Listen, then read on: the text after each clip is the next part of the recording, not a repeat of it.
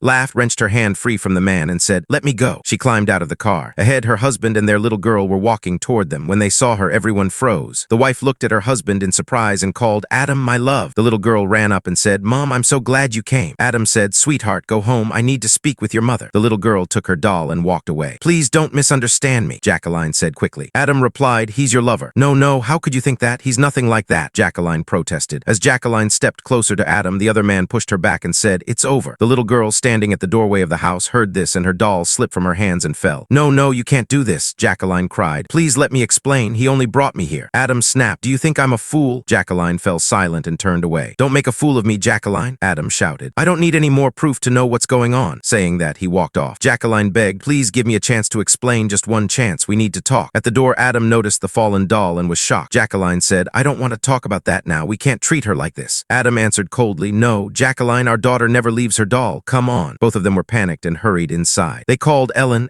Adam took a moment, then said to Jacqueline, "Stay here, understand," and walked away. Jacqueline followed him and said, "No, Adam, I have to go in right now. This is not just about me. It's about our daughter." Adam said, "Our daughter must have heard the argument between us because of you. And just so you know, she will stay with me." Jacqueline asked, "And what gives you the right to decide more than me? You're blinded by anger. You know this is not the right decision." Adam said, "Say what you want, but you can't change my mind," and he left. Jacqueline went after him. The two of them ran to the park, very upset. "Ellen," they called, but she didn't appear at first. Jacqueline said, "You were at school this morning. Do you even know who her teacher is? What her favorite color is? Who her best friend is? Do you know anything about her?" Adam replied, "I don't know those things, but I do know how she is when she's with me." "Please, Adam," Jacqueline said, "you've been playing away for years. What does she have for lunch? You don't know. You've been so busy that you've ignored your wife, and now you've even forgotten your daughter and the family, and now you want to destroy her." Adam snapped, "You never destroyed anything," and he walked away. "Adam, please, we can fix this. Come back here," Jacqueline pleaded and followed him. Adam's eyes fell on their daughter. He ran up to her. The little girl said, "I didn't want to see you two fighting." Adam replied, "My child, whatever happens between your mother and me is none of your business. These are grown-up problems. You're fine. You shouldn't have seen any of this. It was wrong." The child answered, "But when parents separate, they forget their children. I won't go anywhere. I want to stay with both of you." Jacqueline sat down, upset, and said, "My love, you don't have to be afraid. This will never happen. Mama and Papa will always be here for you no matter what. You're still so small. Stand that grown-ups make mistakes, but that doesn't mean you won't get attention." The little girl said, "You both made a mistake." Jacqueline replied, Yes, my mistake hurt your papa." The child asked, "Why did you hurt him? Don't you want him anymore?" Jacqueline said, "I still love him as much as I did when we married, and I will do everything I can to make things right and to win his forgiveness." The little girl says, "Will Papa forgive him?" Adam said softly, "Yes, my love. But your mother must think carefully. There are many different things she has to do to fix this." The little girl hugged her father tightly. People should think before making decisions, because choices made in the heat of strong emotion often cause trouble for children.